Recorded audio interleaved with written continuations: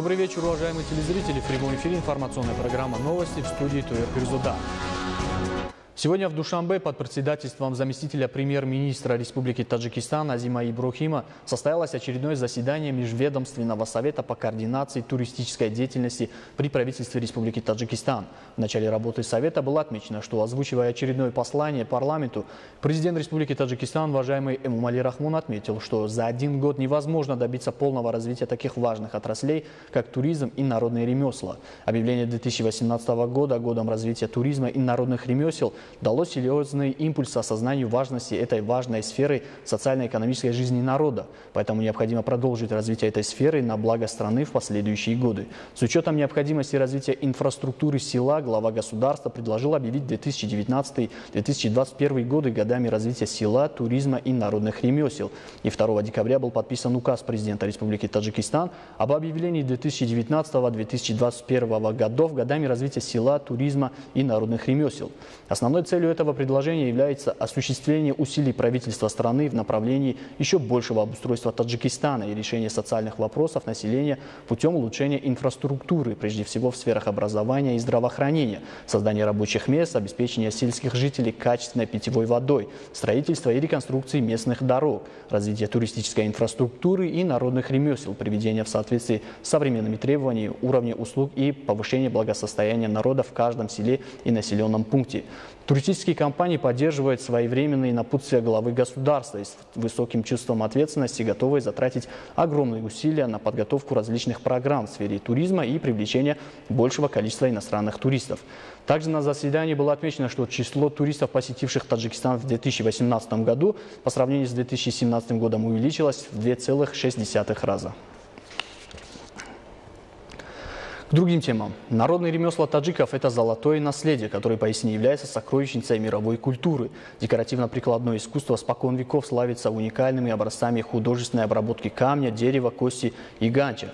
Работы таджикских резчиков по дереву и по сей день высоко ценятся не только в Таджикистане, но и за его пределами. С давних пор народ Таджикистана славится творениями своих ремесленников. Таджикские умельцы в течение многих веков создавали посуду, музыкальные инструменты, ковры, предметы мебели, ювелирные украшения, ткани и многое другое. И все из натурального, экологически чистого сырья. Подобные изделия особенно ценят иностранные гости, посещающие Таджикистан. Все, кто хоть раз побывал в Таджикистане, знают, насколько актуально искусство декоративной резьбы. Ею украшены памятники архитектуры, предметы быта, музыкальные инструменты, посуда, двери, рамы, сувениры и так далее. Это одно из самых древних и распространенных ремесел Таджикистана. Различают резьбу по дереву, камню и ганчу, которые и в наше время используются в современной архитектуре. За годы независимости в стране возрождены народные ремесла. В профессионально-техническом строительном лицее города Душанбе обучают многим востребованным в наше время профессиям, в том числе и искусству резьбы по ганчу, камню и дереву. Я считаю, что каждый человек должен освоить какое-то мастерство и стараться довести его до совершенства. И я рад, что у меня есть возможность освоить древнее искусство резьбы по дереву. Каждый вид древесины имеет свои особенности, уникальный аромат, твердость и другие свойства. Мы учимся изготавливать элементы для украшения домов, мебели, а также деревянные блюда. В народе считают, что еда из деревянной посуды является более целебной.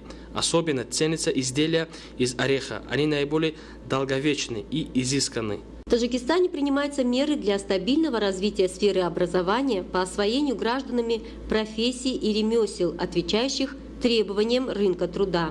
Зумрат Файзиева, Дильшоди Хушвак, телевидение, Таджикистан.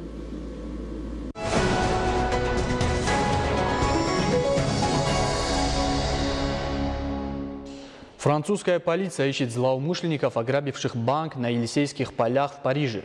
Многие штаты США оказались во власти морозов и снегопадов, что уже привело к немалому количеству дорожно-транспортных происшествий. В Мурманской области разбился самолет во время посадки. Поиски пропавшего легкомоторного самолета, на борту которого находился аргентинский нападающий Кардиф-Сити Эмилиано Сала и еще один человек, приостановлены. Об этих и других событиях в мире более подробно в блоке зарубежных новостей. В Мурманской области разбился самолет во время посадки. Вскоре в Минобороны подтвердили факт инцидента. По некоторым данным удалось выжить командиру судна и штурману. Всего в самолете находились 4 членов экипажа. В ведомстве добавили, что крушение произошло во время учебно-тренировочного полета при попадании в снежный заряд. Поиски пропавшего легкомоторного самолета, на борту которого находился аргентинский нападающий Эмилиано Сала и еще 1 человек, приостановлены. Спасательная операция возобновится на рассвете. Самолет направлялся из Нанта в Кардифф и исчез с экранов радаров в понедельник вечером в районе Нормандских островов.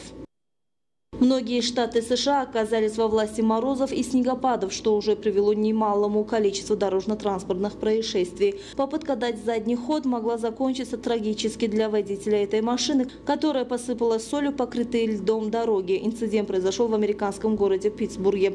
Сотрудник дорожной службы решил дать задний ход, но неожиданно транспортное средство перевернулось, наехав на сугроб. Водитель смог сам дозвониться до спасателей. После инцидента его отправили в больницу.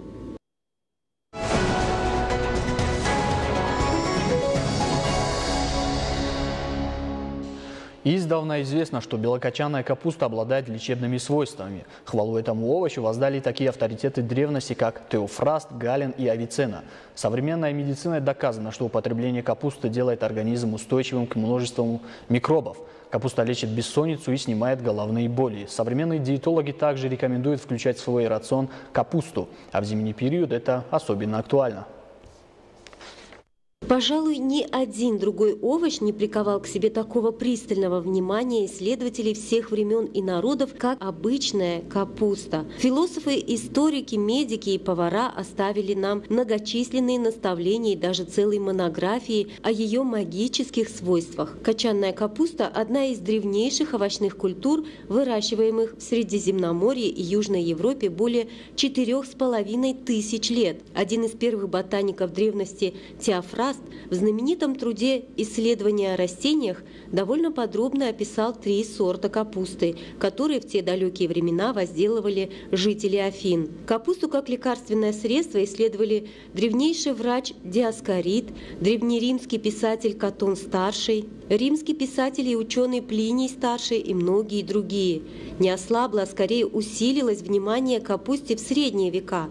Ученый, философ, врач Абу-Али ибн Сино значительно дополнил и во многом пересмотрел представления древних греков и римлян о целебных свойствах капусты. Ей он отвел довольно много места в своей энциклопедии теоретической и клинической медицины «Канон врачебной науки».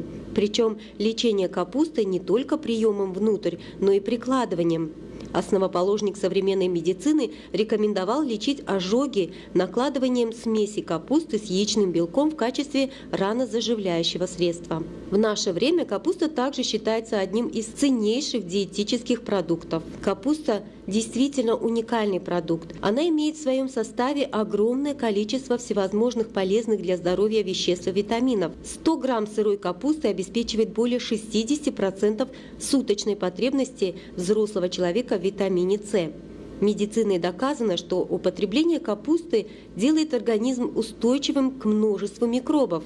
Капуста лечит бессонницу и снимает головные боли. В этом овоще содержится почти весь набор витаминов А, В1, В2, В3, В4, ПП, К и противоязвенный витамин У. В листьях капусты есть и белки, и клетчатка, улучшающая моторную функцию кишечника, способствующая выведению из организма холестерина, что имеет важное значение для профилактики атеросклероза. Салаты из сырой капусты рекомендуются для профилактики язвенных заболеваний. Капусту рекомендуют употреблять при ожирении и сахарном диабете. Лицам, страдающим колитом, капуста противопоказана. Капусту оценили не только как овощ, но и как декоративное растение, выведя сорта с различной окраской внутренних листьев. И в конце сезона, когда становится мало цветущих растений, декоративная капуста является незаменимым растением для украшения клумб. Зумрат Файзиева, Бободжон Сабиров, телевидение Таджикистан.